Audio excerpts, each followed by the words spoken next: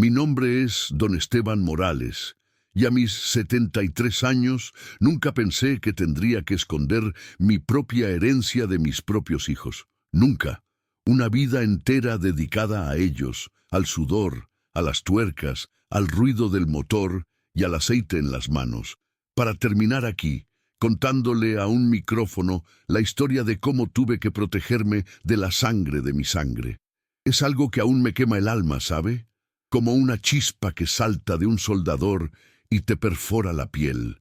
Uno piensa que ha visto de todo, que la vida ya no te puede sorprender con más sinsabores, pero siempre hay una vuelta de tuerca, siempre. Y mire que yo he visto de todo, créame. La pobreza de mi infancia, la guerra, la reconstrucción, los años duros de juventud, el trabajo incesante. Pero esta humillación, esta ingratitud, eso sí que no lo vi venir. Es como si un coche al que le has puesto el corazón, al que le has dedicado cada fibra de tu ser, de repente te atropellara. Sin explicación, sin remordimientos, solo el golpe seco y el dolor que se queda. Mucha gente cree que uno, al llegar a viejo, se vuelve un estorbo, un mueble más en la sala, un plato extra en la mesa. Y para mis hijos, aparentemente, eso era yo. Un problema, una carga, el abuelo que ya no produce, que solo consume. Pero lo que ellos no sabían es que este viejo con las manos gastadas de tanto apretar tuercas y el corazón remendado de tanto dolor, tenía un plan. Un plan que se cocinó lento, a fuego bajo, como el café que ahora me tomo aquí, con usted, amargo al principio, sí, pero con un dulzor inesperado al final. Un dulzor de dignidad recuperada. La verdad es que no es fácil contar esto. Es poner al descubierto las heridas, las cicatrices que uno lleva por dentro y que a veces intenta disimular con una sonrisa o un «estoy bien», pero no estoy bien, no del todo. Y por eso estoy aquí, porque siento que es una catarsis, una forma de sacar este peso que llevo en el pecho. Dicen que el corazón no envejece, y es verdad.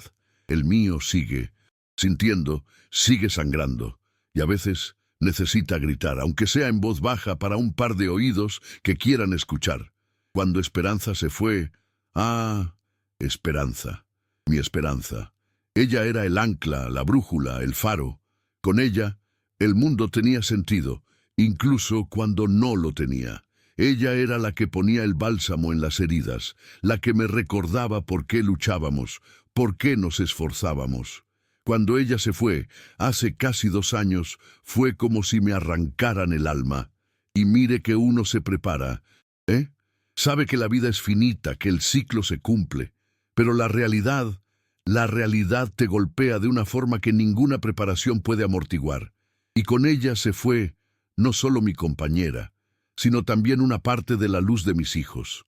O al menos, eso creí yo al principio. Pensé que su partida los uniría más a mí, a lo que quedaba de nuestra familia, de nuestro nido. Qué ingenuo fui. Esperanza era el pegamento. Ella era la que los llamaba, la que les recordaba el cumpleaños, la que organizaba la cena, la que suavizaba mis aristas de hombre trabajador y a veces demasiado serio. Cuando ella no estuvo, ese pegamento se secó y todo empezó a desmoronarse, lento, pero inexorablemente. El primer golpe fue sutil, una llamada menos, una visita más corta, una justificación para no venir, para no quedarse. Papá, es que tengo mucho trabajo. Papá, es que los niños tienen esto, lo otro. Y uno, con la ceguera del amor paternal, lo entiende. O al menos lo intenta entender. Claro, hijo, lo importante es que estés bien. Pero el corazón, ese tramposo, ya sentía una punzada. Sabía que algo no cuadraba del todo. Después vino lo del coche. El Mercedes, mi compañero de tantas décadas, mi orgullo. Era más que un coche, ¿sabe? Era una extensión de mí, de mi trabajo. Cada pieza, cada tuerca, cada cambio de aceite, yo lo conocía. Había sido testigo de los primeros viajes con mis hijos pequeños, de las vacaciones, de las carreras al hospital cuando nacieron mis nietos, y de repente, ese Mercedes se convirtió en el taxi de Alejandra y su marido Carlos, y no solo el taxi, sino también el vehículo para pasear al padre de Carlos, don Patricio, mientras a mí, al dueño, al que lo compró con el sudor de su frente, me dejaban sin él para ir a mis citas médicas. Recuerdo la primera vez que pasó. Tenía una cita con el cardiólogo, importante, ya sabe, a mi edad.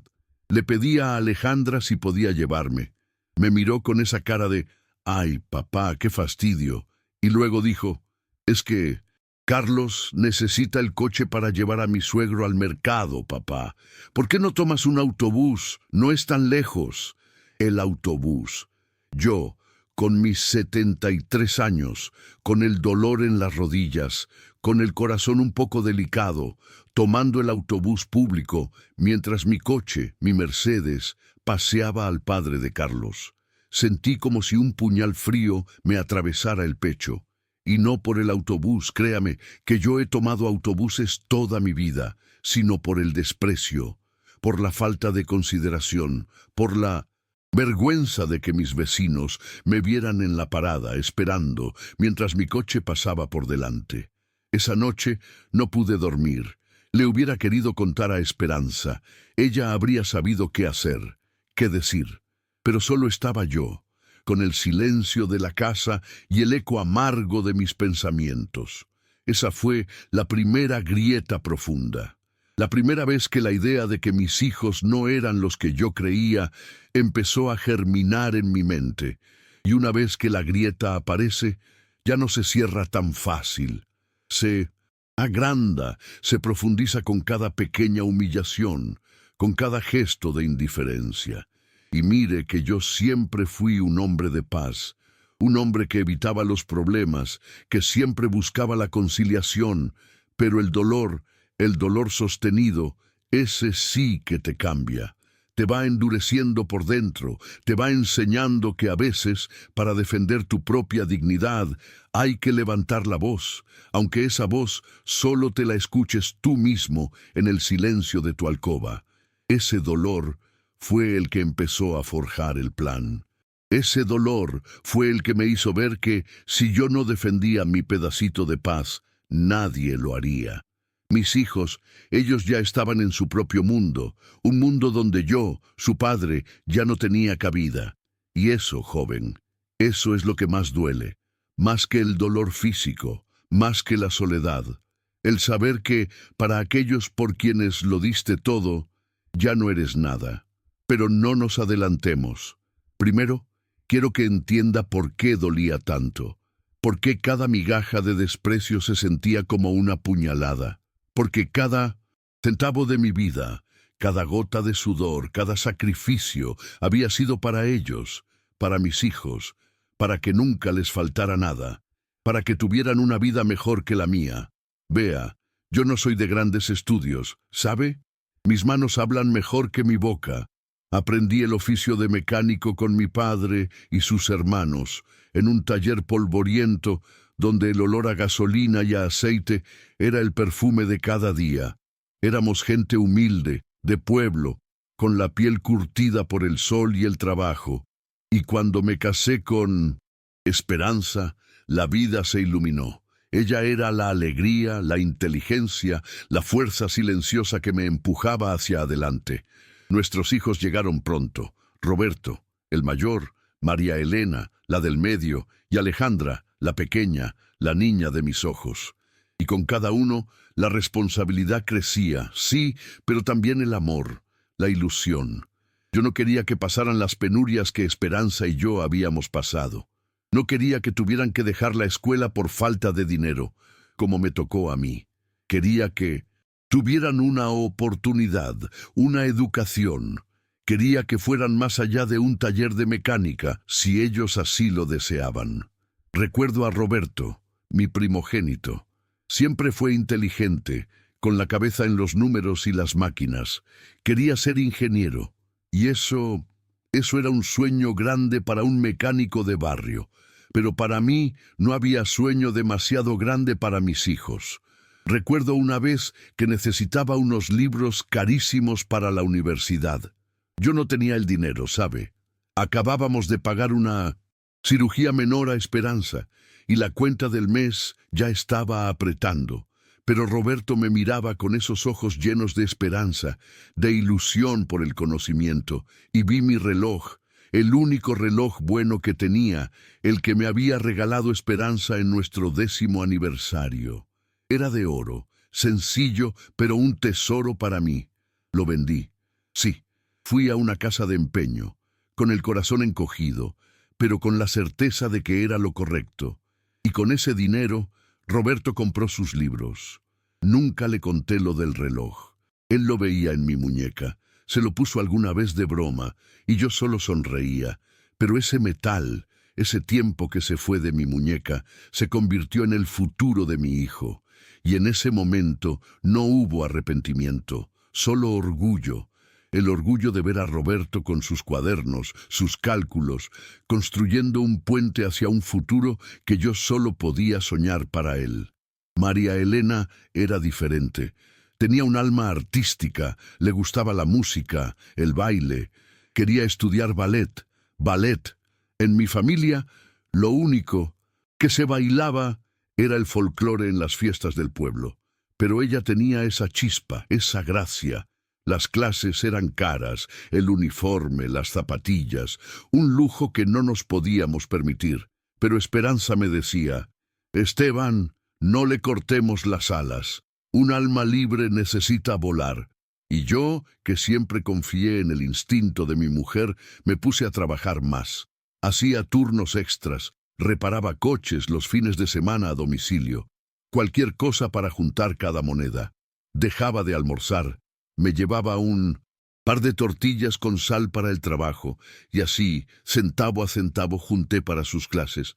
Ella no lo supo, claro. Pensaba que papá trabajaba mucho, y era verdad, pero ese mucho tenía un propósito, un sonido, una melodía que se elevaba con cada pirueta de mi María Elena. Verla bailar, con esa ligereza, con esa alegría que desprendía, era mi mejor recompensa. Era como si cada sacrificio se disolviera en el aire, convertido en la belleza de su movimiento. Y luego estaba Alejandra, la más pequeña, la alegría de la casa, la que me sacaba una sonrisa con cualquier travesura. Ella quería una bicicleta roja, con un asiento mullido y un timbre que sonaba como campana de iglesia. Una bicicleta que vio en el escaparate de la tienda del pueblo. Y cada vez que pasábamos por ahí, sus ojitos se prendían como dos luciérnagas. Sabía que no podíamos comprarla, pero en mi mente ya me había propuesto el desafío. Me negué a comprarme ropa nueva por un año entero. Remendaba los pantalones, las camisas, cualquier cosa, y cada vez que el dinero de la ropa se quedaba en mi bolsillo, lo guardaba en una alcancía que habíamos hecho Esperanza y yo con una lata de café. Fue una sorpresa de cumpleaños. Cuando la vio, con ese lazo enorme, se le iluminó la cara de una forma que nunca olvidaré. Esa risa, ese abrazo apretado, valieron cada pantalón viejo, cada camisa descosida. La vi pedalear por la calle, con el viento en el cabello, y sentí que era el hombre más rico del mundo. No por lo que tenía, sino por lo que había podido dar. Por la felicidad que pude sembrar en el corazón de mis hijos. También recuerdo el esfuerzo por la casa. No era una mansión, claro, pero era nuestra, con su pequeño jardín donde Esperanza plantaba sus flores. Cada ladrillo, cada viga, cada capa de pintura era fruto de mi trabajo y del apoyo de Esperanza. Trabajaba hasta tarde en el taller y luego llegaba a casa a seguir con las reparaciones, a construir, a mejorar. Quería que tuvieran un techo propio, un lugar seguro, un hogar, y lo logramos. Con el tiempo la casa se convirtió en el centro de nuestras vidas, el refugio, el nido, y yo, ingenuo de mí, creía que ese nido siempre sería un lugar de encuentro, de cariño, de respeto. El coche, el Mercedes, también fue un capítulo aparte. Lo compré cuando mis hijos ya eran más grandes, cuando los ahorros me permitieron un capricho. Era de segunda mano, por supuesto, pero para mí era un vehículo de lujo. Lo restauré pieza por pieza, lo dejé impecable. No solo me servía para mi trabajo, para transportar herramientas o piezas grandes.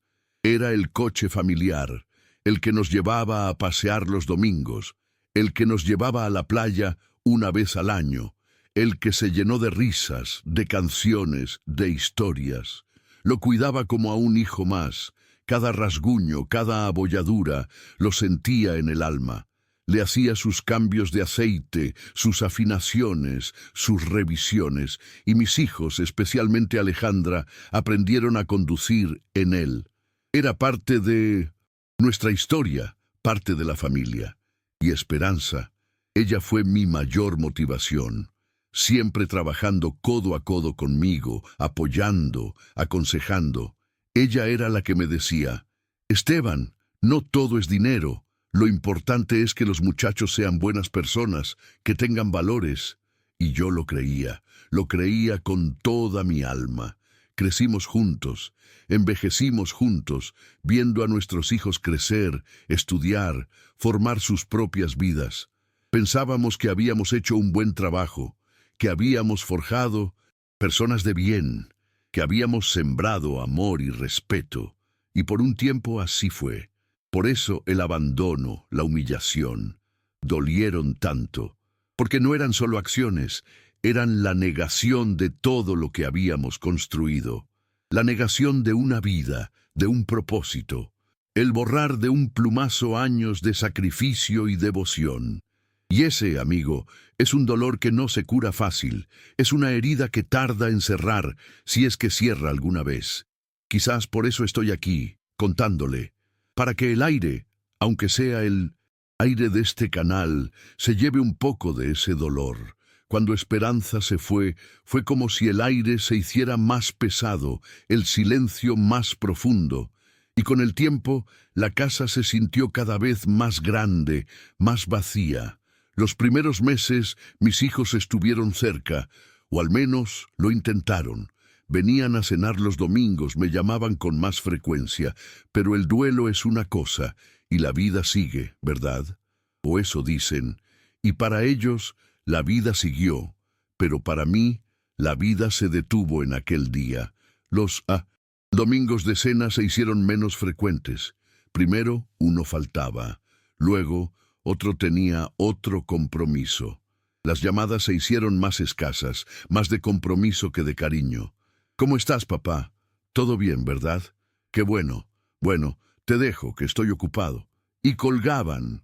Sentía como si estuvieran despachándome, como si yo fuera una tarea en su lista de pendientes. El cumpleaños del año pasado fue el golpe más duro después de lo del coche. Mi 72 cumpleaños. Me desperté temprano, con ese cosquilleo de ilusión infantil, esperando las llamadas, las visitas, el abrazo. Esperanza siempre hacía mi pastel favorito, y mis hijos llegaban con regalos sencillos, pero llenos de significado. Ese día, el teléfono no sonó hasta el mediodía. Fue Roberto. «Feliz cumpleaños, papá. Disculpa que no he llamado antes. Ando en una reunión larguísima. Espero que la pases bien. Ya te caeré el fin de semana». Nunca llegó ese fin de semana. María Elena llamó por la tarde. «Ay, papá, se me fue el día, pero te quiero mucho. Te mandé un regalito por paquetería. ¿Te llegó?» El regalito era una corbata. Bonita, sí, pero yo, que uso camisa y pantalón de trabajo, ¿para qué quería una corbata? Era un regalo impersonal, de compromiso, sin pensar realmente en mí. Lo vi como un gesto hueco, una forma de cumplir con el deber sin invertir el alma. Y Alejandra me mandó un mensaje de texto, un simple «Felicidades, papá, te quiero». Ella, la niña de mis ojos, la que me abrazaba con fuerza. Ni una llamada ni una visita, nada.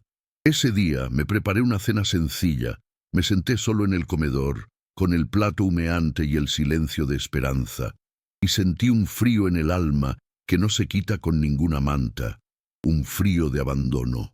Lo del coche, como le decía, empeoró con el tiempo.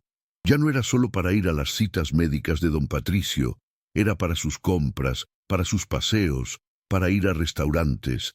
Y yo, si necesitaba ir al doctor o hacer cualquier cosa, tenía que pedir permiso. Papá, ¿lo necesitas? Es que Carlos tiene que... O me decían, no, papá, hoy no podemos, usa el autobús. Es bueno caminar un poco, ¿sabes? Caminar, con mis rodillas, con mis achaques de viejo mecánico. La ironía amarga de que ellos, mis hijos, me dijeran que caminar era bueno, mientras ellos se paseaban en mi esfuerzo. Una vez, recuerdo, estaba esperando el autobús para ir a la farmacia. Tenía una gripe fuerte, me sentía débil, y de repente veo pasar mi Mercedes, con Alejandra al volante y Carlos y don Patricio riendo en los asientos de atrás. Los vi y ellos me vieron. Alejandra bajó la ventana un segundo, me saludó con la mano, casi con un adiós, y siguió su camino. Ni se pararon, ni me preguntaron si estaba bien. Pasaron de largo, dejándome allí, en la parada, tiritando de frío y de rabia. Esa imagen, joven, esa imagen se me grabó a fuego en la retina.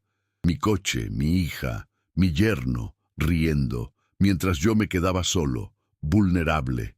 Ahí fue cuando se rompió algo dentro de mí, una grieta más, pero esta vez más profunda, más difícil de curar.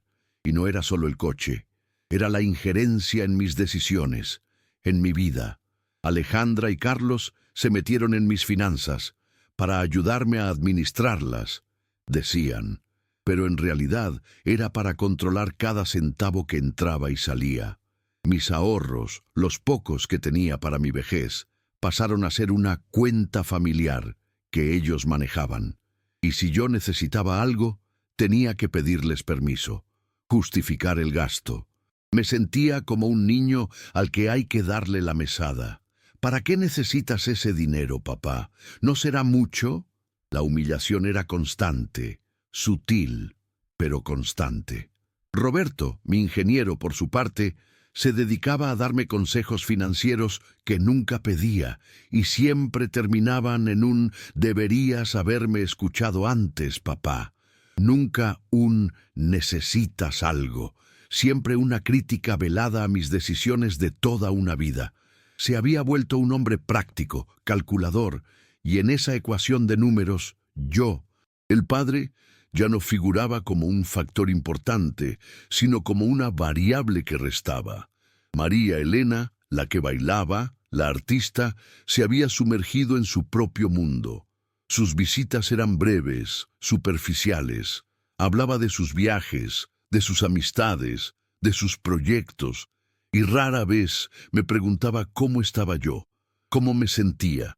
Si yo comenzaba a contarle alguna anécdota, me interrumpía con un «Qué interesante, papá, pero tengo que irme, llego tarde a una clase». Era como si no tuviera tiempo para mis historias, para mi mundo, y yo, que tanto había luchado para que ella tuviera ese mundo de arte y libertad, me sentía como un extraño en él.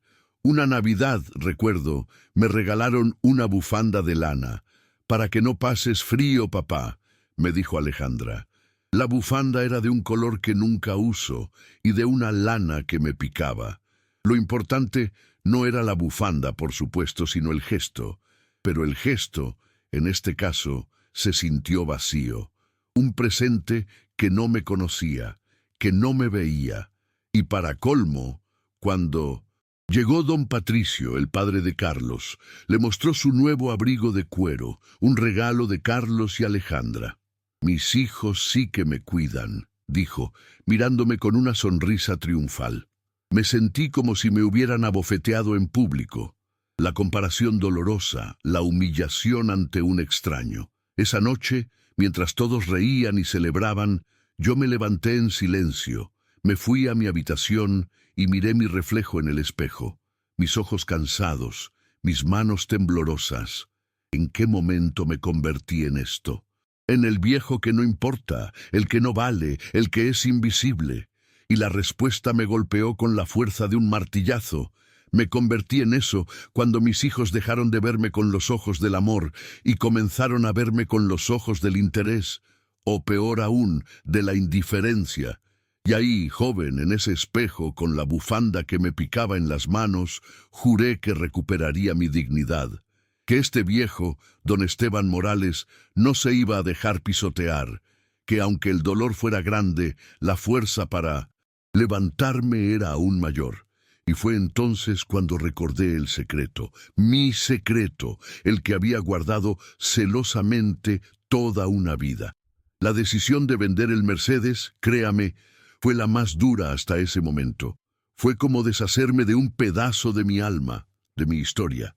Pero cada vez que esperaba el autobús, cada vez que veía a Alejandra y a Carlos pasearse en él como si fuera suyo, el dolor era insoportable. Era un recordatorio constante de mi falta de autoridad, de mi humillación.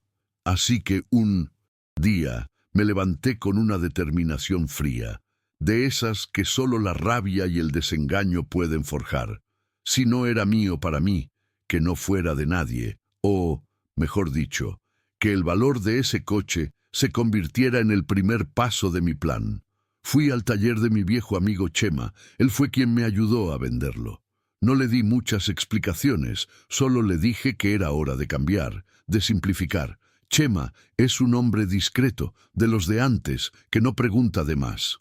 Me entendió con una mirada. El día que se lo llevaron, sentí un vacío en el estómago, un nudo en la garganta, pero también una extraña sensación de liberación. Era el último símbolo de mi apego a lo material, a lo que me ataba a la imagen que mis hijos tenían de mí. Y ahora se iba. El dinero que obtuve no fue mucho, no para mis hijos que pensaban en millones, pero para mí era un buen comienzo, una semilla. Y esa semilla, junto con mi secreto, sería el inicio de mi resurrección. El secreto, el secreto, lo había guardado durante décadas, una herencia de mis padres que siempre fue una posibilidad lejana, un por si acaso que nunca creí que necesitaría activar. Era un pequeño terreno campestre, en un pueblo apartado, allá en las afueras, lejos de la ciudad bulliciosa donde mis hijos habían echado raíces. Mis viejos, gente de campo, con el sol tatuado en la piel, con la tierra en las uñas, me lo dejaron a mí. Esteban, me dijo mi padre una vez, esto no es mucho, pero es tuyo, no lo vendas a la ligera, guárdalo. A veces, la tierra, aunque parezca pobre, tiene una memoria que vale más que el oro. Y tenía razón. Cuando me lo heredaron, era apenas un pedazo de monte con algunos árboles frutales y un pequeño arroyo. Un lugar tranquilo, sí, pero sin valor aparente para la vida moderna de la ciudad. Lo registré a mi nombre, pagué mis impuestos religiosamente cada año, como un rito, como un recuerdo de mis raíces. Mis hijos sabían de mis padres, claro, pero del terreno, nunca se lo mencioné. ¿Por qué? Primero, porque no quería que pensaran que había una mina de oro escondida que les evitaría el esfuerzo de trabajar. Quería que aprendieran el valor del sudor, del mérito, de construir su propio patrimonio. No quería que vivieran de una herencia, sino de su propio esfuerzo, como Esperanza y yo lo habíamos hecho. Y segundo, y esto es más importante ahora, temía su codicia. No es una palabra bonita, lo sé, pero es la verdad. Los veía en sus ojos, en sus actitudes, en cómo medían cada cosa por el valor monetario. Si hubieran sabido de ese terreno, lo habrían visto como una oportunidad, un capital a explotar, a vender, sin importar la memoria, sin importar el significado. Hubiera sido solo otra cifra en su balance. Y yo no quería eso. Esperanza lo sabía, por supuesto. Era la única a la que le confié el secreto. Ella me decía, Esteban, ese es tu as bajo la manga, tu colchón, que nadie lo toque. Y así fue.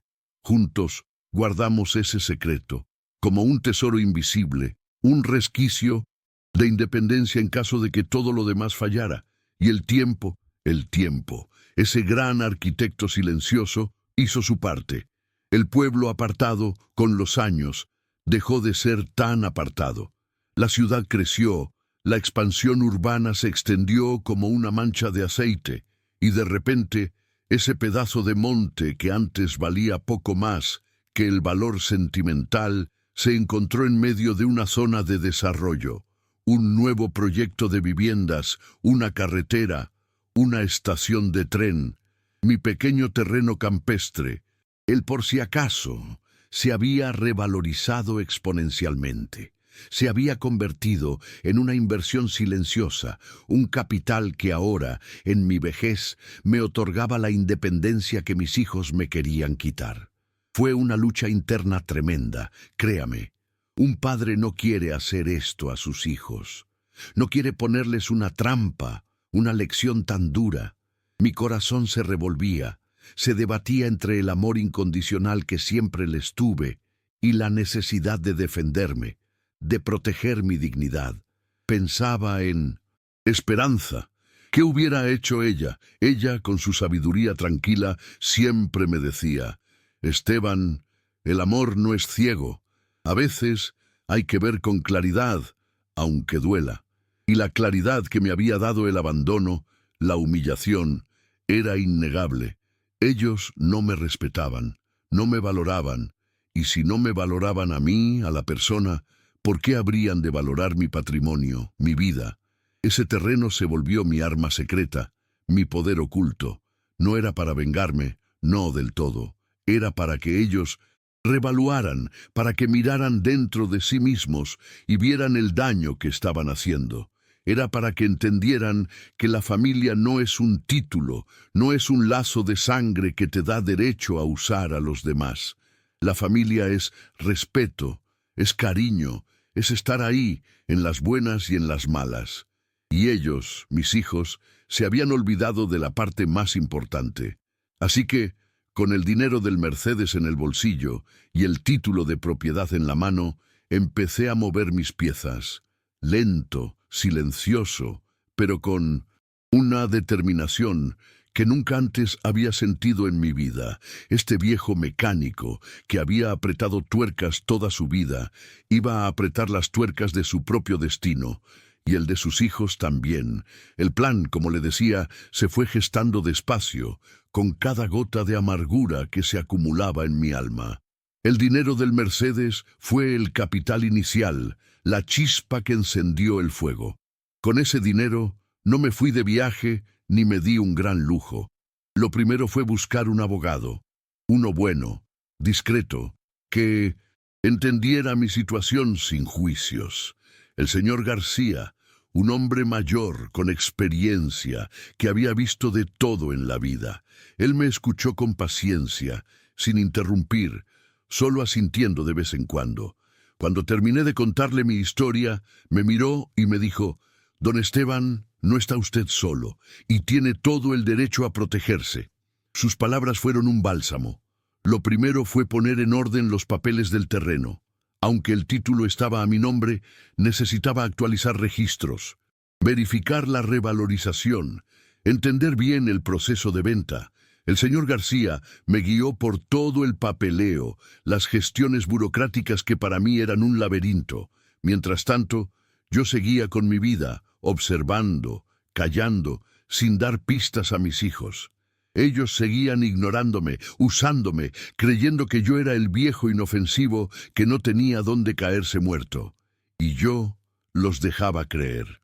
La paciencia, joven, es el arma más formidable cuando se la usa con sabiduría.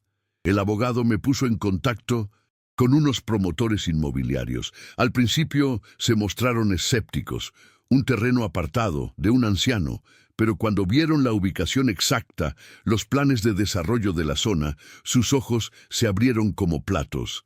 Entendieron el potencial. Las ofertas empezaron a llegar, primero tímidas, luego más agresivas. Y yo, con la ayuda del señor García, negocié. Con la misma pericia con la que yo negociaba el precio de una pieza de motor, ahora negociaba el precio de mi libertad. Fue un proceso lento, lleno de idas y venidas, pero la espera valió la pena. El día que se firmaron los papeles, me sentí como si me hubieran quitado una tonelada de encima. El cheque que tenía en mis manos era una cantidad considerable, mucho más de lo que jamás hubiera imaginado. No era solo dinero, era la validación de mi padre, de su consejo. Era el fruto de mi paciencia, de mi discreción. Era mi dignidad, materializada en un papel. Guardé el cheque en una cuenta bancaria a mi nombre, en un banco diferente, sin que mis hijos tuvieran acceso ni conocimiento. Ahora don Esteban, el humilde mecánico, tenía una independencia financiera que nadie sospechaba. El siguiente paso era la confrontación, y para eso escogí un día, un domingo, como de costumbre, la única ocasión en que mis hijos se dignaban a visitarme, a veces. Los cité a todos en casa. Necesitamos hablar algo importante, les dije por teléfono, con una voz que intenté que sonara neutral. Llegaron con sus caras de fastidio, como si les hubiera interrumpido algún plan trascendente. Alejandra y Carlos, Roberto, María Elena, los tres, sentados en mi sala, el mismo lugar donde Esperanza y yo habíamos compartido tantos momentos de alegría. «Bueno, papá, ¿qué es tan importante?», preguntó Roberto impaciente mirando su reloj. María Elena estaba absorta en su teléfono. Alejandra revisaba sus uñas, la misma indiferencia de siempre. «Es sobre mi futuro», dije, con la voz más firme de lo que esperaba. «Y sobre el de... ustedes también». Ahí sí levantaron la vista. El dinero siempre capta su atención. Les conté sin rodeos sobre el terreno, sobre cómo mis padres me lo habían dejado, sobre cómo lo había guardado en secreto, sobre su revalorización y sobre la venta. Les mostré los documentos, el contrato de compraventa, el extracto de mi nueva cuenta bancaria. El silencio fue sepulcral. Se miraron entre ellos, incrédulos. Luego sus ojos se posaron en mí, pero ya no con desprecio, sino con una mezcla de sorpresa, incredulidad y sí, joven, de pura ambición. «¿Qué? ¿De qué hablas, papá? ¿Un terreno? ¿Y nunca nos dijiste nada?», exclamó Alejandra, con la voz cargada de indignación, como si yo les hubiera traicionado. Es que eso es mucho dinero, papá. ¿Cómo pudiste venderlo sin consultarnos?», dijo Roberto, con el rostro pálido. Era el ingeniero, el que lo calculaba todo, y ahora una fortuna que no había calculado se le escapaba de las manos. María Elena, finalmente, dejó el teléfono. «Papá, ¿pero por qué? ¿Por qué nos hiciste esto? Se supone que éramos familia». Y ahí, en ese momento, la rabia que había contenido durante tanto tiempo salió. No grité, no me alteré. Hablé con una calma que los desarmó. «¿Por qué?», les dije, mirándolos uno por uno. «Porque ustedes me obligaron. Porque cuando su madre se fue, ustedes se olvidaron de que yo existía. Porque me dejaron solo, me trataron como una carga, como un estorbo, porque me quitaron mi coche, mi libertad, mi dignidad, porque me dejaron esperando el autobús mientras paseaban al padre de Carlos. Y ahora me preguntan por qué».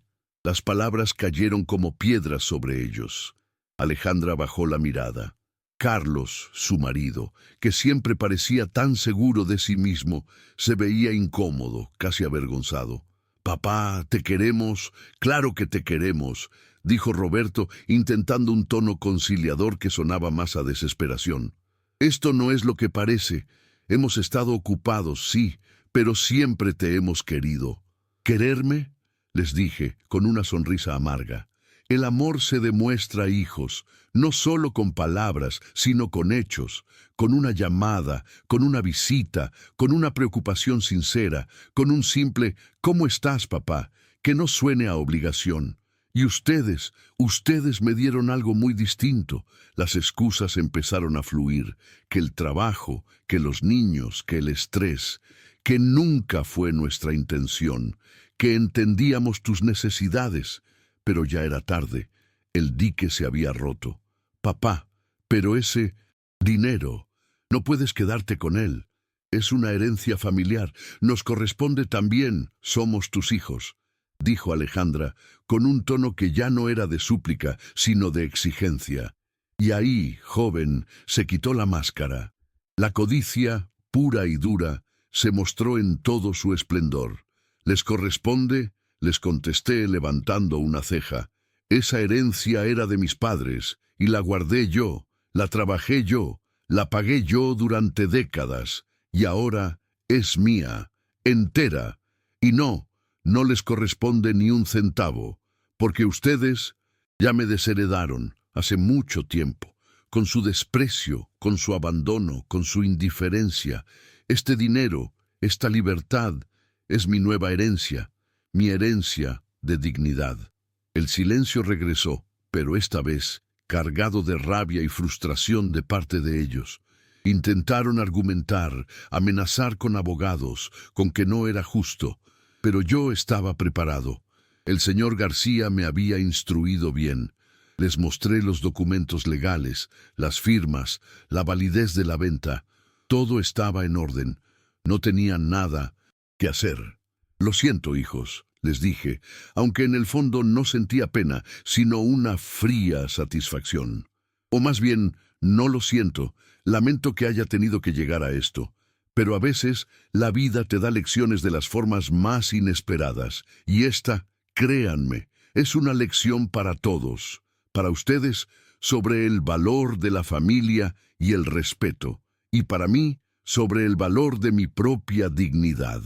Se fueron de mi casa esa tarde, no con lágrimas, sino con caras de funeral, de derrota. No me pidieron perdón por su abandono, me pidieron perdón por no haber sabido del terreno antes, por no haber podido explotarlo ellos mismos.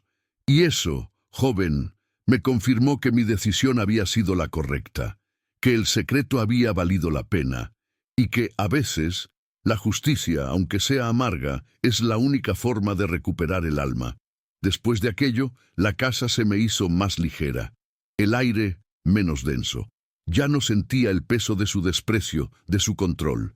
El dinero de la venta me permitió empezar de nuevo.